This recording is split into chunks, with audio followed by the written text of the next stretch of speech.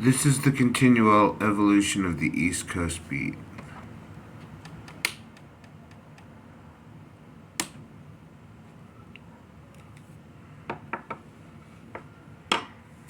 As you can see, it's dark outside. It's 8:57 at night. It's I think it's officially spring.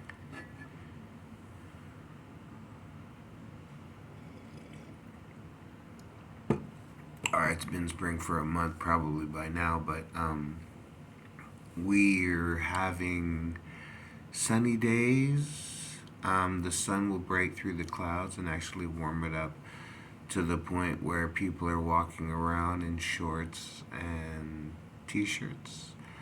Normally at night, you might be sitting around in a hoodie or a sweatshirt, but I'm wearing a pair of shorts and a t-shirt. Um, Fort Lee is in Virginia, and that is where I went to cook school.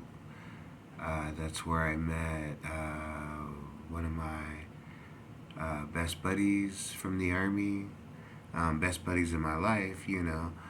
But, the Army has a way of the needs of the Army. When the time came, they needed him to go someplace else. He had a wife, he had kids. He wasn't about drinking in clubs at 2:30 in the morning anymore, and chasing Hungarian girls, across borders. Like he just wasn't.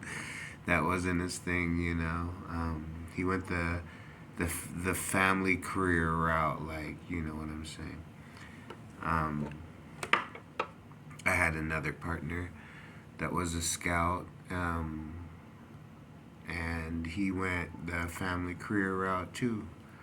Um, Strange how all my buddies, got a couple kids and did 20 years. All these guys that had juvenile delinquency problems or they had, certain behaviors that I would have thought would have made it impossible to do 20 years in the military, to be honest. But, even as I have to admit, I could have done a lot better when I was in the military when it came to how I presented myself. My uniforms, I wore slightly larger than my size uniforms at times. I don't know why. It was a cook thing. It was something about rebellion. You know what I'm saying? I pierced my ears while I was in the military. I got tattoos while I was in the military. But yet, if my sergeant told me do something, I would do it.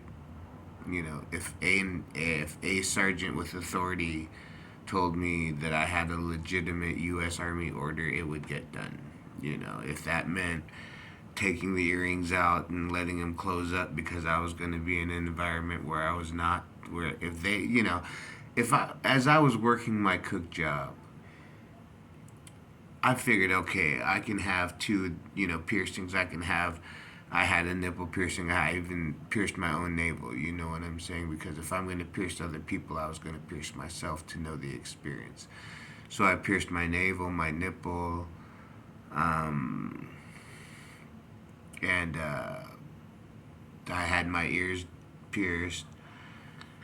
Like I said, got a couple tattoos. But the whole thing was, as a cook, I could take the 2 weeks to heal from getting a tattoo where I wasn't combat effective because I was never, even though I was a field cook, I never expected to go to combat. I expected to support troops in combat. I might drive a truck, they might shoot at us. I might have to shoot back if they attack the convoy, I understand. But I never imagined that they would take me out of the kitchen and then tell me, hey, we need an extra guy to help us raid this compound. Are you up for that? You know what I'm saying? Um, I knew I'd be working with, I didn't know I'd be working with the locals, but yeah, I got to work with the locals. Um,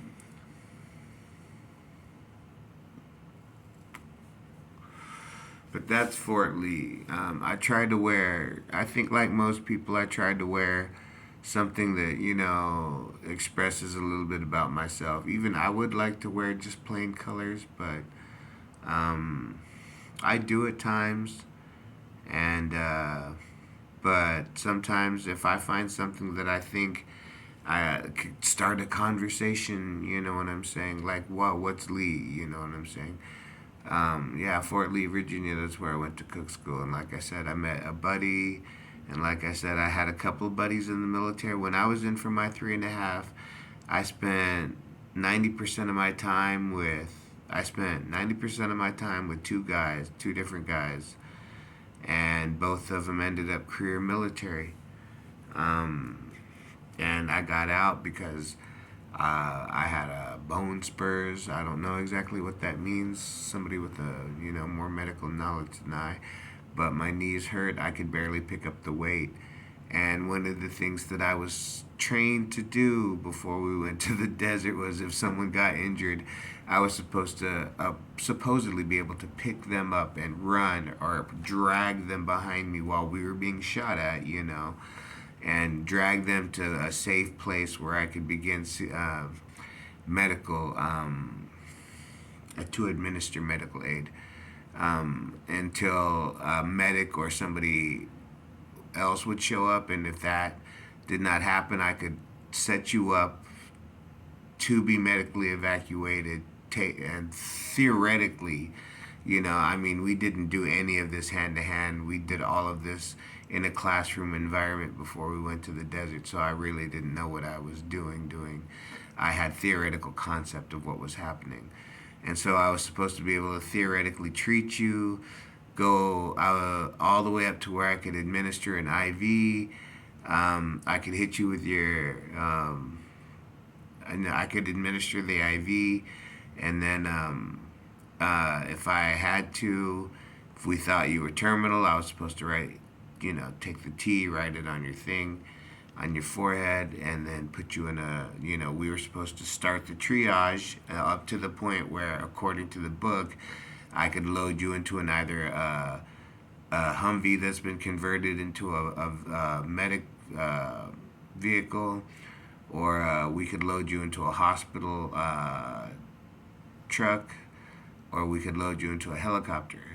That's what I was trained to do in a class. And so the one time I was in the desert, they took me off the line, and I did guard duty, and I saw a bus full of injured soldiers roll by, and I was like, we're still training, right? So, like I said, but I was never in a situation where there were bullets flying. I never had to do anything that the Army never trained me how to do. You know what I'm saying? The Army trained me how to flip eggs. I flipped eggs. They trained me how to bake brownies. I baked brownies. They wanted me to get by on 4 hours of sleep. I got by on 4 hours of sleep. They wanted me to be able to run 5 miles. I ran 5 miles. I did everything they wanted me to do. So in the end, they took me to a place where they sent me to a place where, not every Army cook is going to know what it's like to work at that post and work my shift. You know what I'm saying? Like I tell people, I could have been working. It's like I tell people sometimes, it's like working at Burger King. Sometimes it was. I was fucking flipping burgers as a cook in the Army. But then there were other times where I was driving trucks. There were other times where I was pulling guard duty. There were other times where I was on a subway reading a German comic and almost laughing because I was almost getting enough to understand the joke. I was actually getting these little jokes, and I thought it was funny that I'm 20 something years old and I'm at some German book stand, near a bus stop reading. Simple stuff, but I'm actually reading enough to laugh and, drinking coffee and smoking cigarettes and waiting to meet my girl, and we're gonna go get a couple drinks and then maybe go dancing or maybe to a movie or Occasionally, I had one girl that used to. Some girls, like to stay in. Some girls like to go out. Most of the girls I knew like to go out. That's where I met them. I met them going out. That's what we did. I had the money. I had enough money to where if it was my 2 days off, and I could leave the base, I would meet my girl on a Friday night, and if she said there's a concert tonight, I mean, if the tickets weren't, fucking like Taylor Swift tickets, I could get them, you know, and we'd be at that concert, and we'd take a taxi there, and she'd be like, I know there's this cool little bar, 2 blocks away, because in Germany everybody walks, especially when you're younger, you know what I'm saying? Why not? I know this bar 2 blocks away. You want to go there? And her friend would always come with us, or I only had like two, 3 girls when I was in Germany. I know it's make it sound like I was with 1,000 women, but I was appreciated by a lot of different women, and even the German men showed me a specific kind of kindness that I've never really. I mean, a couple of Hispanic men, a couple of older black men have done the same thing, but younger German men showed me a kindness that was beyond their age. Like, put everything aside for a minute and just say, to the stranger, welcome to our land. You know what I'm saying?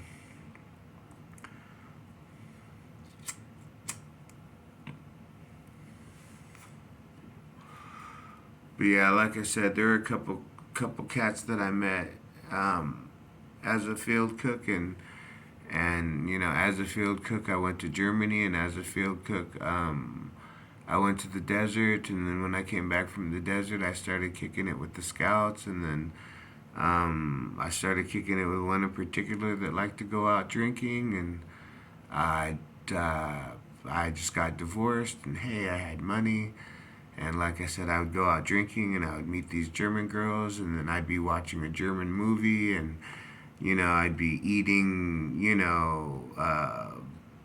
their version of bagels and cream cheese. Like, oh, we don't have this, in the States. I'd be shopping at German supermarkets on the weekends, to bring some snacks back to my girl's house so her mom doesn't get mad at her because I'm drinking all the coffee, because, you know, coffee is expensive, you know what I'm saying? And I drink coffee, so.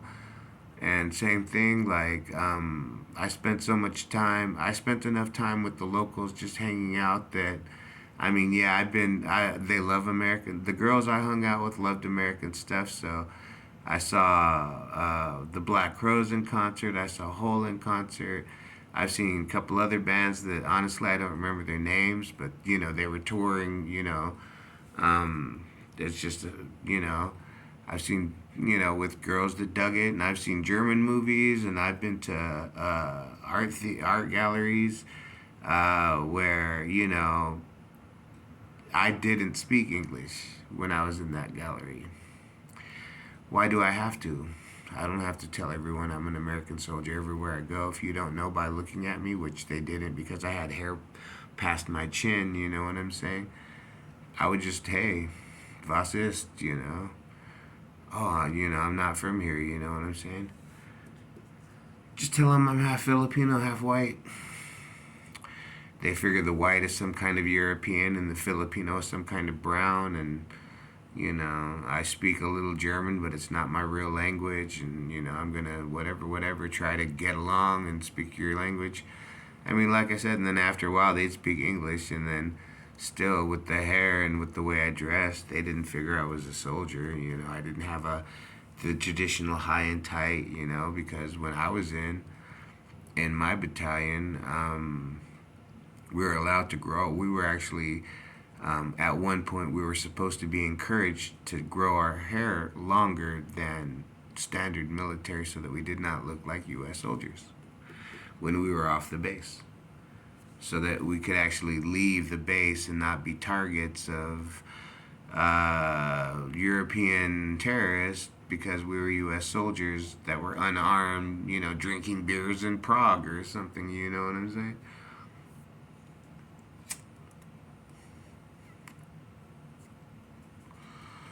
So, Yeah, I actually had long hair. I mean, it was a little bit longer, and then at one point they told me if you don't cut, but it was like I was getting. It's funny. The one time they tell me to cut my hair is like 3 months before I get out, and I was like, "Oh man, you're really gonna make me cut my hair 3 months before I get out?" And yeah, so he's and I had the Army College Fund, and at the time that baby was $27,000 to go to school, and I already had two Article 15s. The third one would have taken it from me, and I was like, oh shit. So I went and paid some guy like $8, and I told him, give me a fade up to here, give me a taper up to here, or give me a fade, then give me a taper. And then I told him to cut in some Eddie Munster fucking widow's peak. Some old German barber that was cutting on the American base. And I had my partner's German girlfriend,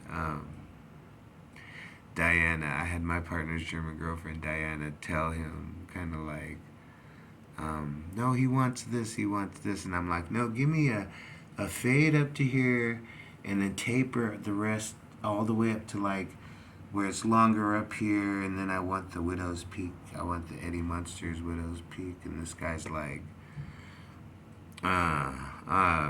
there's absolutely nothing official about that haircut. You know what I'm saying? Like, and I got him to give it to me.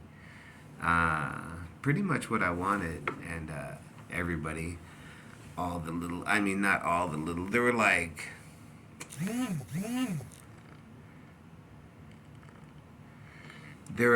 six little hot German girls, that like, midriff shirts and curly, like very outstanding, beautifully outstanding girls. They looked like models, and they would hang out at some of the soldier clubs that I went to. And at one point, they were talking to one of the girls that I knew, and they're all like, "Oh, Arisus, he's sweet like sugar, and I took it as a compliment. Which one of my German teachers told me is a compliment.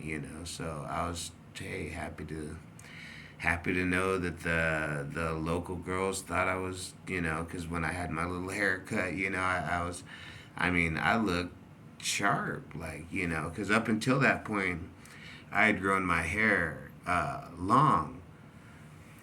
And then after I got back from the desert, at a certain point, pretty much right when I got divorced, like I said, I would just shave the sides and the back, but it was all long. But then, like I said, well, maybe even 6 months before I got out, because it was a little bit longer.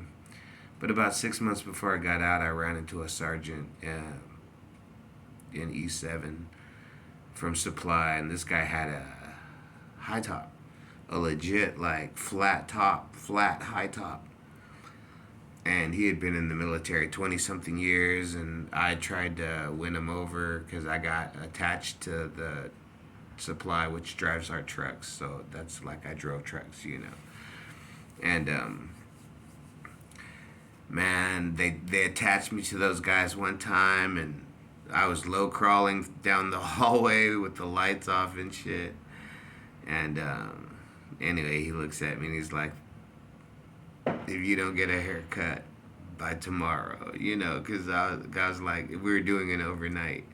He's all, if you don't get a haircut by tomorrow, I'm going to make sure you get an Article 15. And I was like, that's my third one. So basically, it was a $27,000 haircut. So I paid some German guy $8 to give me the Eddie Munster. And then the German girls are all, oh, he's sweet. I was like, oh my God, I knew they would love this. I did so much bad stuff over there for attention. Stuff I've never found myself doing ever since. But hey, that's the continual evolution of the East Coast beat. Another day, another story.